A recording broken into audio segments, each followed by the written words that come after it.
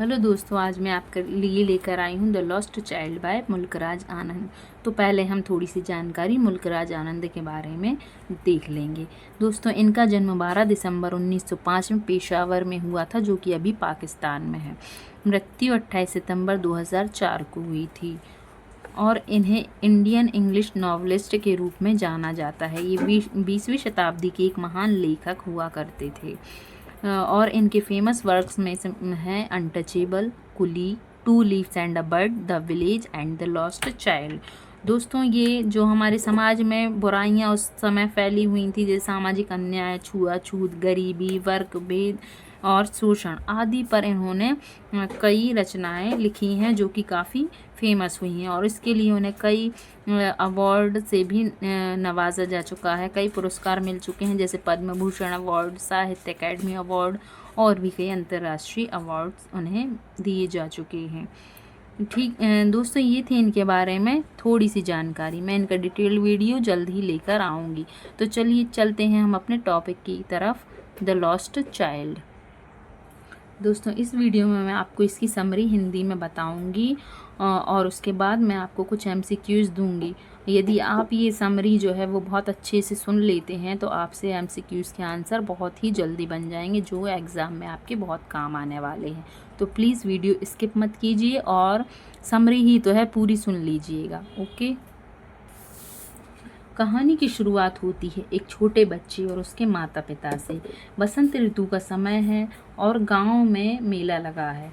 बच्चा अपने माता पिता के साथ मेले की ओर जा रहा है।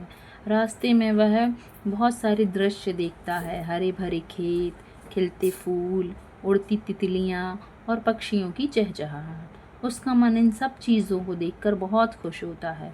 चलते चलते जब वे लोग मेले के करीब पहुंचते हैं तो बच्चा अलग अलग दुकानों को देखकर बार बार रुकना चाहता है। सबसे पहले उसकी नज़र एक मिठाई वाले पर पड़ती है, जहां बर्फ़ी रखी हुई है। वह बर्फ़ी खाने की इच्छा तो करता है, लेकिन अपने पिता के सख्त स्वभाव से डरकर कुछ नहीं कहता, केवल मन ही मन चाहता रहता है। थोड़ा आगे जाकर वह खिलौनों की दुकानें देखता है। वहाँ तरह तरह के सुंदर खिलौने रखे हैं। उसका मन खिलौनों को देखकर ललचाता है, लेकिन फिर भी वह पिता के डर से चुप रहता है।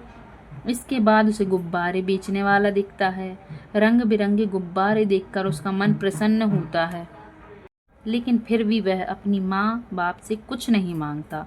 आगे जाकर एक सांप बाज यानी स्नेक चार्जर की बीन सुनाई देती है।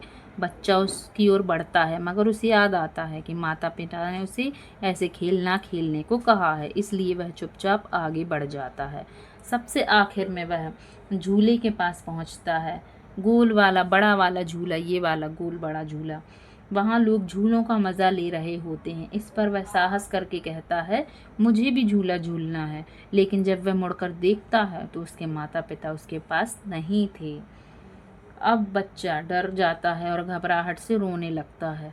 वह भीड़ में इधर उधर दौड़ता है, माँ पापा चिल्लाता है, लेकिन वे कहीं नहीं मिलते। उसकी आंखों से आंसू बहने लगते हैं और वह पूरी तरह असहाय हो जाता है।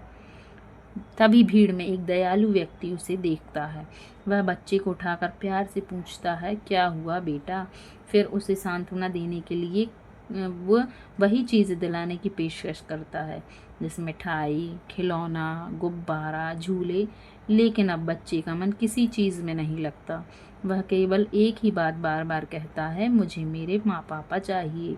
कहानी के अंत में यह साफ हो जाता है कि जितना आकर्षण मेले की चीज़ों का पहले था, वह सब माता पिता के बिछड़ने के बाद फीका पड़ गया।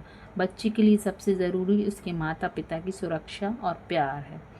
तो दोस्तों, इस कहानी से हमें यह सीख मिलती है कि बच्चों के लिए असली खुशी खिलौने या मिठाइयों में नहीं है, बल्कि माता पिता के स्नेह, सुरक्षा और साथ में होती है। तो ये थी इस कहानी की समरी, जो आपने आई होप ध्यान से सुनी होगी। अब इसी पे बेस्ड हम कुछ एमसीक्यूज़ देखने वाले हैं और उसके आंसर आपको देने हैं जल्दी जल्दी। और मुझे बताइएगा कि आपने 10 में से कितने आंसर जो हैं सही दिए, 10 आउट ऑफ कितना स्कोर आपने किया। ओके, तो ये रहा आपके सामने पहला question. The lost child story is mainly about. Lost child story किस पर बेस्ड है? A child who love sweets, a child lost at a fair and longing for his parents, a boy who wants to buy toys, a father teaching his son a lesson।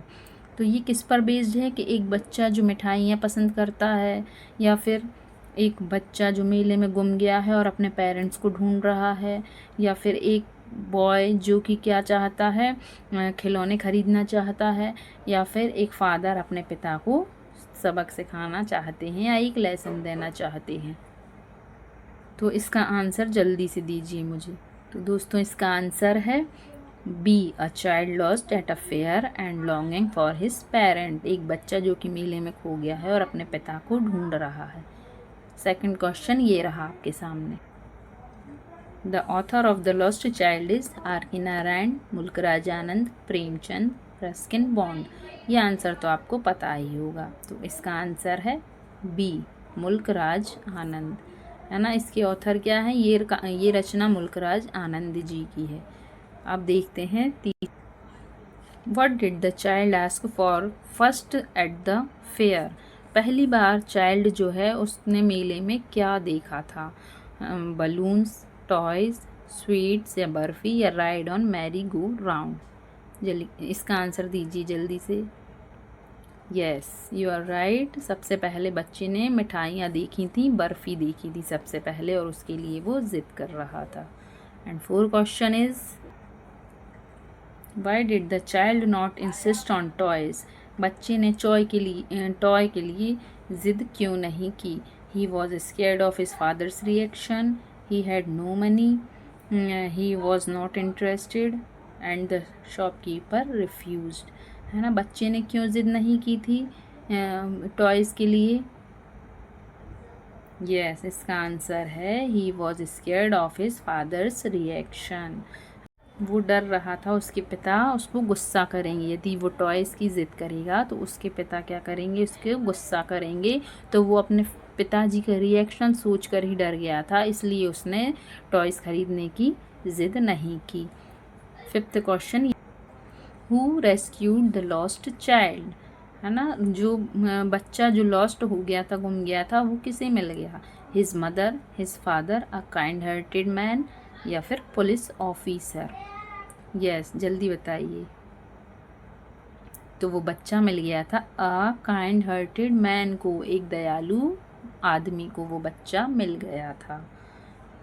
And sixth question is what does the story highlights more strongly. ये story किस चीज़ को highlight करती है। तो ये देखिए, children's attraction to fair, the importance of toys in a child life, a child's need for parental love and security, the role of strangers in fairs। पहला है ये मेले में बच्चों का जो अट्रैक्शन होता, आकर्षण रहता है, उसे बताती है, या फिर बच्चे की लाइफ में खिलौनों की इम्पोर्टेंस को बताती है, या फिर एक चाइल्ड की ज़रूरत, यानी कि पेरेंटल लव और सिक्योरिटी जो होती है वो एक चाइल्ड को सबसे ज़्यादा ज़रूरत होती है। और the role of strangers in fair, अजनबियों का मेले में क्या रोल होता है उसे बताती है। Yes, you are right. इसका आंसर है C, a child's need for parental love and security. चलिए हम सेवेंथ क्वेश्चन देखते हैं। Which of the following best states the theme of the story. है ना, तो इस स्टोरी की थीम जो है इनमें से क्या सबसे बेस्ट थीम रहेगी। Children's are careless in fairs, बच्चे मेले में केयरलेस हो जाते हैं। Parents should always buy toys for children, बच्चे जो हैं माता पिता बच्चे को खुद ही खिलौने दिला देना चाहिए, ख़रीद देना चाहिए। C, love and safety of parents is more important than material things, तो मटेरियल थिंग्स से ज़्यादा इम्पोर्टेंट होता है पेरेंट्स जो हो अपने बच्चे को लव और सेफ्टी में रखें, मीन्स उनकी सुरक्षा करें मेले में। या फिर डी है, fair should be band for small children, तो छोटे बच्चों के लिए मेले जो हैं वो बैन कर दिए जाने चाहिए। इनमें से क्या करेक्ट आंसर होगा। फ्रेंड, इसका करेक्ट आंसर है love and safety of parents is more important than material things, तो मटेरियल थिंग्स से ज़्यादा इम्पोर्टेंट होता है पेरेंट्स की लव और सेफ्टी अपने बच्चे के लिए। Eighth question is pedagogically while teaching in this story in a primary class the best approach would be। यदि आप प्राइमरी क्लासेस में इस स्टोरी को पढ़ा रहे हैं तो उसके लिए सबसे बेस्ट अप्रोच क्या होगी। Read aloud and explain moral, memorise the story by heart, only tell the author's name, या ask children to write difficult words only. सिर्फ इसके लिए बेस्ट मेथड क्या होगी, ज़ोर ज़ोर से पढ़ना और उसका मोरल एक्सप्लेन करना यदि आप प्राइमरी क्लासेस को टीच कर रहे हैं। मेमोराइज द स्टोरी, उनसे बोलना है कि आप अपने मन से इस स्टोरी को याद कर लीजिए, मेमोराइज कर लीजिए। या फिर ऑथर का नेम बताना, सिर्फ ये स्टोरी किसने लिखी है सिर्फ इतना ही बताना काफ़ी होगा। या सिर्फ इस स्टोरी के जो डिफ़िकल्ट वर्ड्स हैं वो बस बच्चे को बता देने चाहिए। तो इनमें से 4 ऑप्शन में से क्या सही है आपके according. Yes, you are right friend. इसका करेक्ट आंसर है read aloud and explain moral. क्योंकि हम बच्चा छोटा है, वो अपने आप से याद नहीं कर सकता और सिर्फ उसका ऑथर नेम बताना ही काफ़ी नहीं होगा, या फिर सिर्फ डिफ़िकल्ट वर्ड ही हमें नहीं बताने, हमें स्टोरी का मोरल भी बताना है और स्टोरी को पढ़ना भी सिखाना है, ज़ोर ज़ोर से पढ़ना भी है। रीड अलाउड तो बच्चे सुनेंगे और उसको समझेंगे और उसका मोरल हम बताएंगे। चलिए 9th क्वेश्चन देख लेते हैं। Which skill is more developed in students through such a story. इस स्टोरी के माध्यम से स्टूडेंट्स में कौन से स्किल जो हैं वो डेवलप होते हैं। Rote learning, vocabulary comprehension and value education, only grammar या ओनली स्पेलिंग, है ना। तो सिर्फ क्या है, बच्चा सिर्फ उसको सीखता है, पढ़ना सीखता है, या सिर्फ उसकी ग्रामर सीख लेता है, या सिर्फ स्पेलिंग सीखता है, या फिर vocabulary comprehension and value education भी इसके माध्यम से सीखता है। Yes, you are right. जो सबसे बड़ा और अलग आंसर दिख रहा है, सबसे बेस्ट ऑप्शन वो है vocabulary comprehension and value education, यही इसका करेक्ट आंसर होगा। तो चलिए फ्रेंड, इस वीडियो का सबसे लास्ट क्वेश्चन देख लेते हैं और उसके बाद आप मुझे ज़रूर बताइएगा कि आपके 10 में से कितने मार्क्स आए हैं। If a student gets emotional after listening to the lost child as a teacher you should. तो यदि कोई बच्चे ने स्टोरी सुनी और वो इमोशनल हो गया, रोने लगा इस स्टोरी को सुनकर, तो एक टीचर होने के नाते आप क्या करेंगे। इग्नोर एंड कंटिन्यू, आप उसे इग्नोर कर देंगे और कंटिन्यू पढ़ाना चालू रखेंगे। Scold the child for over reacting, उसे डांटेंगे कि ओवर रिएक्ट मत करो। या फिर चाइल्ड को कंफर्ट कराएंगे, यानी उसे शांत कराएंगी। And link to feeling of love and care, और उसे प्यार से और केयर करके उसे अपनी फीलिंग्स को कहेंगी कि उसकी फीलिंग्स की रिस्पेक्ट करेंगी और उसको क्या करेंगी, कंफर्ट देंगी। या फिर है लास्ट, स्टॉप टीचिंग, आप पढ़ाना ही बंद कर देंगी यदि कोई बच्चा रोने लगेगा तो।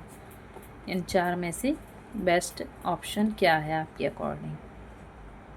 Yes, you are right. हम क्या करेंगे, comfort the child and link to feelings of love and care, बच्चे को कंफर्ट कराएंगे, उसे रिलैक्स कराएंगे और उसकी फीलिंग्स को लव और केयर के साथ उसकी फीलिंग्स का सम्मान करेंगे।